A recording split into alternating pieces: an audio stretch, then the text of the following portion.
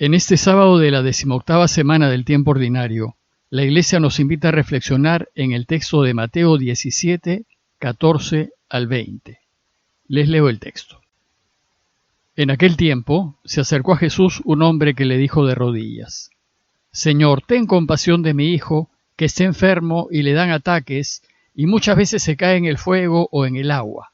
Se lo he traído a tus discípulos y no han sido capaces de curarlo». Jesús contestó: «Generación perversa e infiel, ¿hasta cuándo tendré que estar con ustedes? ¿Hasta cuándo los tendré que soportar? Tráiganmelo». Jesús entonces increpó al demonio y salió, y en aquel momento se curó el niño.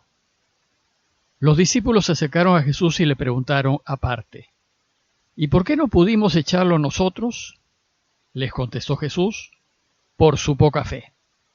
Les aseguro que si fuera su fe como un grano de mostaza, le dirían a aquella montaña que venga aquí, y vendría.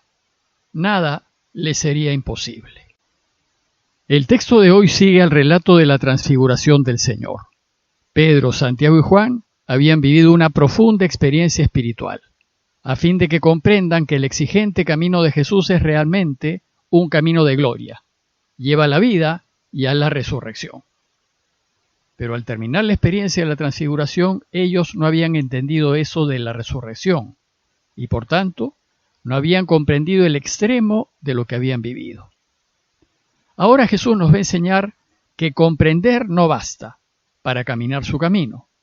Es necesario tener una fe incondicional, creer sin dudar ni poder dudar, tener una fe que vaya más allá de la razón, de manera que nada sea imposible. Pero, ¿es posible esto? En el relato de hoy Jesús busca enseñarnos que sí es posible. Quiere enseñarnos que la fe logra aquello que nos parece imposible. El texto de hoy tiene dos partes. Primero, el relato de la curación del niño y luego la explicación de cómo lo curó. Veamos la primera parte. Luego de la experiencia de la transfiguración, Jesús y los tres bajaron del monte y al llegar al lugar en donde se habían quedado los otros discípulos, dice el texto, que se acercó a Jesús un hombre que le dijo de rodillas. Parece que las esperanzas de este hombre se habían casi agotado y solo le quedaba Jesús. Agobiado por lo que le pasaba a su hijo, este hombre cree que Jesús lo puede curar y de rodillas le pide, le suplica desesperadamente que lo haga. La postura de rodillas es aquí una postura de súplica y de una súplica desesperada. Y lo que le dice el hombre es: «Señor, ten compasión de mi hijo, que tiene ataques y está muy mal. Muchas veces se cae en el fuego o en el agua». Aquí el hombre nos está describiendo la situación de su hijo, que era epiléptico. Los ataques de epilepsia vienen inesperadamente, en cualquier lugar, y no se pueden prever.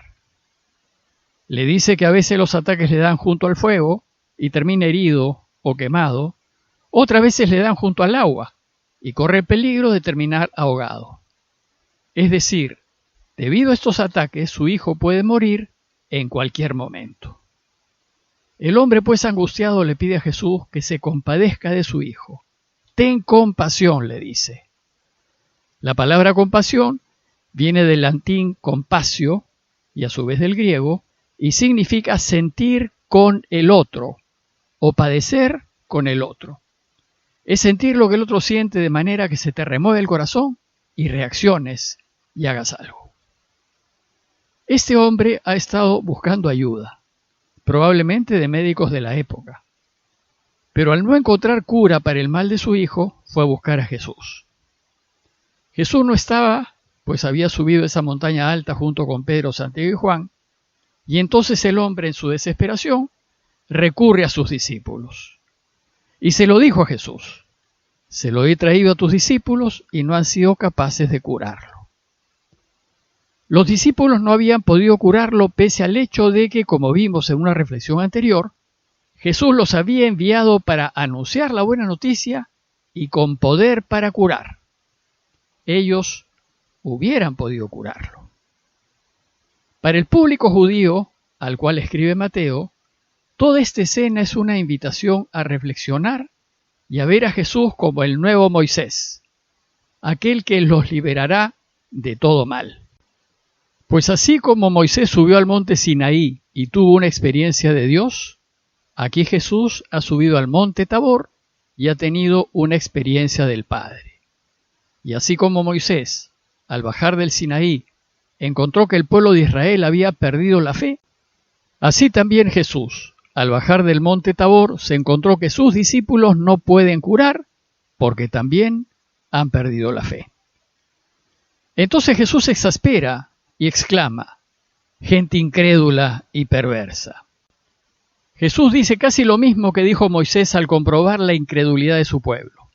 Dice Deuteronomios 32:5, se han pervertido los que él engendró sin tara, generación perversa y tortuosa. Y en Deuteronomio 32:20 dice, es una generación torcida, hijos sin lealtad. Aquí Jesús también se molesta por la falta de fe de sus discípulos. A pesar de tantos signos que les ha dado, dice, ¿hasta cuándo los tendré que soportar? ¿Cuándo finalmente entenderán? Y entonces, a fin de complacer al hombre afligido y demostrarles lo que es posible hacer, dice, tráiganmelo. Y le trajeron al niño. Nos dice el texto que entonces Jesús increpó al demonio y éste salió y en aquel momento se curó el niño. Es de notar que en ese tiempo la medicina estaba muy atrasada y había muchas enfermedades que no tenían explicación ni se sabía cómo curarlas. En esos casos la gente creía que la enfermedad era causada por demonios, y este era el caso de la epilepsia. El hecho es que Jesús, con solo su voz, curó al hijo de este hombre. Producida la curación, viene la segunda parte del texto, que es la explicación de cómo lo curó. Dice Mateo que los discípulos se acercaron a Jesús y le preguntaron aparte. Jesús acostumbraba a enseñar a sus discípulos después, estando a solas y sin gente. Y la pregunta que le hicieron fue, ¿y por qué no pudimos echarlo nosotros, si ya tú nos habías enviado con el poder de curar y habíamos hecho curaciones? ¿Por qué esta vez no pudimos? Jesús les dice directamente, por su poca fe. Ustedes no creían que podían curarlo, tal vez porque un cuadro de epilepsia es muy aparatoso, y en consecuencia no lo curaron. Pues para curar se necesitan dos clases de fe. La primera es la fe de aquel que quiere ser curado. El que desea ser curado tiene que estar absolutamente convencido de que va a ser curado. Si recuerdan, cuando Jesús visitó Nazaret, Mateo nos dijo que no hizo allí muchos milagros por la falta de fe de sus coterráneos. Pero en este caso, el padre del niño sí tiene esa fe extrema y está convencido de que Jesús puede curarlo. La segunda fe es la fe de aquel que cura. Si quien cura no está convencido de que puede curar, no va a curar. Y esta es la fe que faltaba a sus discípulos.